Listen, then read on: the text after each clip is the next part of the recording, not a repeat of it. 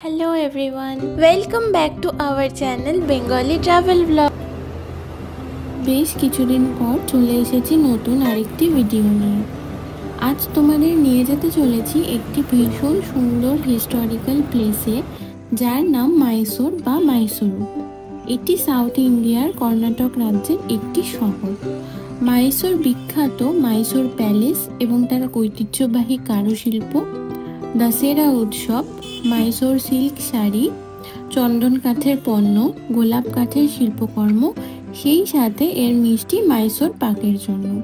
Plan মতোই আমরা চেন্নাই থেকে নাইট বাস ধরে 10 থেকে 11 ঘন্টার জার্নি করে পৌঁছে যাই মাইসোর। তো চলো আমরা এই ঐতিহাসিক শহরটির বিভিন্ন জায়গা ঘুরে দেখব আর তোমাদেরও ঘুরিয়ে দেখাবো।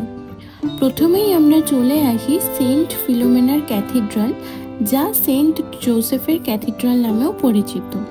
এটি একটি ক্যাথলিক গির্জা এবং ভারতের মহীশূরের ডায়োসিসের ক্যাথিড্রাল।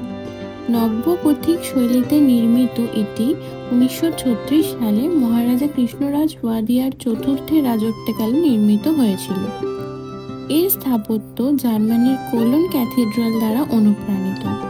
ক্যাথিড্রালটি এশিয়ার সবচেয়ে উঁচু গির্জাগুলির মধ্যে একটি এবং এশিয়ার দ্বিতীয় বৃহত্তম গির্জা হিসেবে বিবেচিত হয়। 1926 সালে মহারাজা কৃষ্ণরাজ ওয়াদিয়া চতুর্থের একান্ত সচিব টি থুম্বুচেট্টি পূর্ব ইন্ডিজের ধর্ম প্রচারক প্রতিনিধি পিটার পিসানির কাছ থেকে সাধুর একটি ধ্বংসাবশেষ পেয়েছিলেন।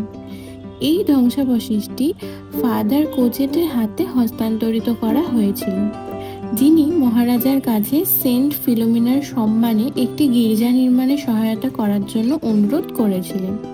মহারাজা 1933 সালের 28 অক্টোবর গির্জার ভিত্তিপ্রস্তর স্থাপন করেন। গির্জাটি ডেলি নামে একজন ফরাসি ব্যক্তির দ্বারা ডিজাইন করা হয়েছিল। এটি কোলন ক্যাথিড্রাল থেকে অনুপ্রেরণা নিয়ে নিওগথিক স্টাইলে তৈরি করার জন্য ডিজাইন করা হয়েছিল। ক্যাথিড্রালের মেঝেটি পরিকল্পনাটি একটি ক্রুশের মতো। ক্রুশের দীর্ঘ অংশটি হলো মণ্ডলীর হল, যাকে নেভও বলা হয়। ক্রুশের দুই বাহু হলো ট্রানসেপ্ট। বেদি এবং গায়ক দল ধারণকারী অংশটি হলো ক্রুশ। ক্যাথিড্রালটিতে একটি ক্রিপ্ট রয়েছে, যেখানে সেন্ট ফিলোমেনার একটি মূর্তিও রয়েছে। গির্জার জোড়া চূড়াগুলি প্রায় 175 ফুট উচ্চতার এবং এগুলি কোলন ক্যাথিড্রালের চূড়া এবং নিউ ইয়র্ক সিটির সেন্ট প্যাট্রিকস গির্জার চূড়াগুলির সাথে সাদৃশ্যপূর্ণ। প্রধান হল বা নেভ, এতে 400 জন পর্যন্ত লোকও বসতে পারে। এখানে খ্রিস্টের জন্ম, শেষ ভোজ, ক্রুশবিদ্ধকরণ, পুনরুত্থান এবং খ্রিস্টের স্বর্গারোহণের দৃশ্যগুলো চিত্রিত করে এরম দাগযুক্ত কাচের জানালা রয়েছে।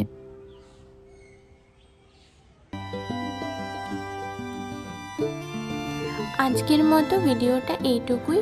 দেখা হবে অন্য কোনো দিন অন্য আরেকটা ভিডিও নিয়ে। ততক্ষণ সবাই খুব ভালো থেকো, সুস্থ থেকো। আজকের মতো টাটা।